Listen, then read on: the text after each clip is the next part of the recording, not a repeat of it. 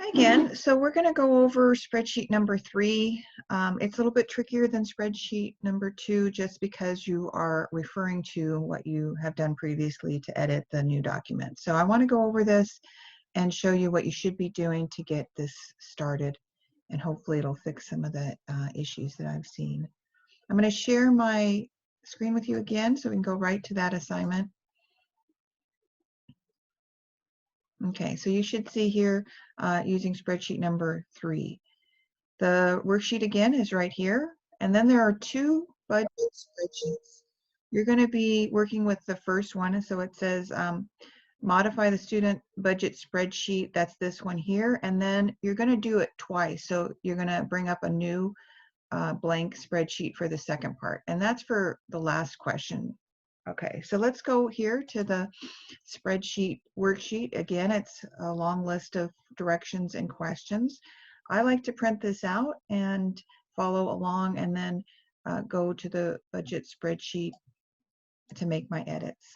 So I'm going to start with this one here that says student budget. That's where you start. Click on that and it opens up the budget spreadsheet again. And again, you've got these warnings, just ignore them. Click Edit Workbook.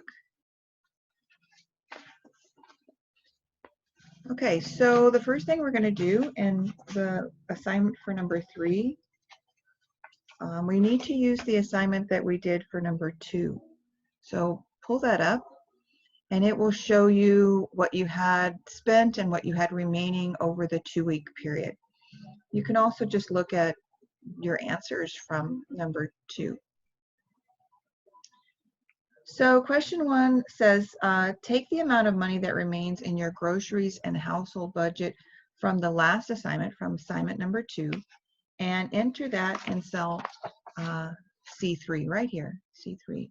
So I had left, after I went ahead and purchased a few more groceries for the 2-week period, I had $10.10 left. So I'm going to put that right there. And then it says, how much is in your grocery household budget now? Notice that it's gone up. My new balance here is increased by this $10.10. Since I had that left over from my previous paycheck, it increases how much I have available now to spend in groceries. Question 2 says, do the same thing in your gas budget. So I'm going to take what I had left from my previous question, budget 2, and my amount remaining for gas, which was $2.99, and I'm going to put that there.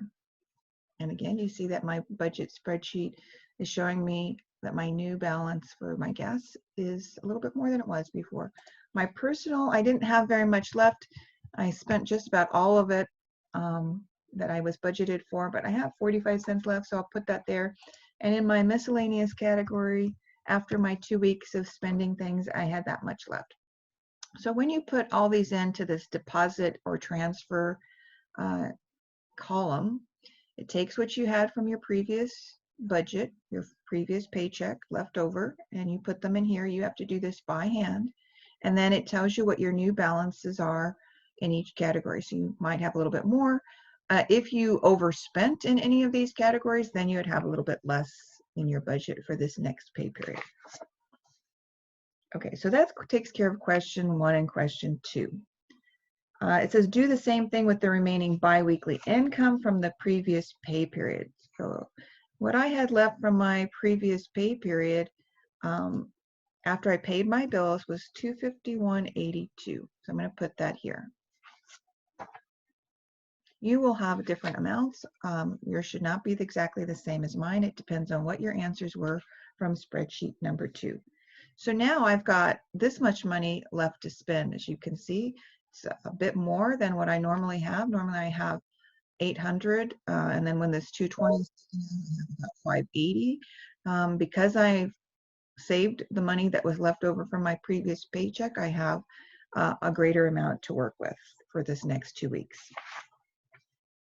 Question number 4 says, with the remaining balance in your biweekly income category, you now need to pay the monthly bills that remain for the next pay period. So the next pay period goes from March 20th, from the 20th to the 3rd. So I'm going to go back up here from the 20, if I get paid on the 20th and it has to last till the 3rd of the next month, and I already paid these bills here, those were already paid, then I'm going to take care of these 3 bills here.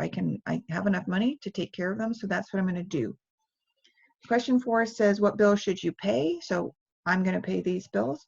What bills will have an actual amount that is different? So again, we have to think about which vary depending on usage, and enter these amounts in the actual column here. So I know my rent's going to be the same, so I'm going to stick that there. My electricity is going to depend on how much I use. I'm going to say that I'm pretty good about not using electricity because it's you know, it's nice days outside, so my electric bill is going to go down, let's say, to that amount. And then my cell phone bill I'm also going to take care of. I'm going to say it's exactly $60. I haven't gone over or down. Okay, so these are the 3 bills that I'm going to take care of in my second pay period. That's question 4. Question 5, it says, as in spreadsheet number 2, also enter these actual amounts in your biweekly income because we are going to pay those bills. So I'm going to go ahead and do that here. We put it to the right of our everyday expenses amount. That was $60 there. I'm going to go back up and see, what did I put in for electricity? $75.31. So whatever amount you put in, you're going to, oops, I keep doing that. 75.31. And then the third bill was my rent, which is $4.50. Okay, so whatever you have for your phone and your electric, and then the rent is $4.50 for everybody in this assignment, you're going to put those 3 amounts right here. It says, how much do you have left in your income once you pay these bills? So this is what we would have remaining now for our next, for extra expenses, or sorry, for our extra cash. And question 6 is, looking ahead at upcoming bills and considering your monthly cash flow, determine how much money you could put into savings. So I think I can put some of this in savings, and maybe not all of it, but certainly maybe 200 or so. You're going to enter this amount in the biweekly income row. So we're going to take it out of here and take out $200. And then you're going to put it in your savings in cell B23. So right here, I'm going to put $200. So that's going to tell me that now I've got that savings and $200. I'm going to try and keep that there and build it up. Okay, so what you want to do is save this budget file, save as. I'm going to save it as, download a copy to my computer. So I'm going to save it. I won't save it for you guys. You guys know how to save it. Save it so that you have these amounts, because you're going to repeat this process of taking this week's remaining amounts and putting it into another spreadsheet. I just want you to practice, taking these amounts, transferring over here, taking these amounts, transferring it over here. Okay. I'm going to close this up. Actually, yeah, I'm going to close this for now, because what I want to do is open this second budget spreadsheet right here. This will be a blank one. And I'm going to take those amounts that I had previously left. Now, really what you would be doing is spending during these 2-week periods, but I just want you to get used to having the 2 budget spreadsheets. So I remember I had 130.10 left here. Oops, I need to edit the workbook. 130.10. So I'm just going to transfer that amount here. I'm going to do the same with whatever I had remaining in my previous budget spreadsheet, put it there.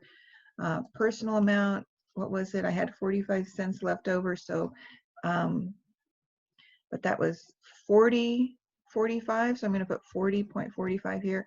Please just go ahead and put in what you have left in the remaining accounts or the remaining balances for that previous spreadsheet. Put the biweekly income that you have left here.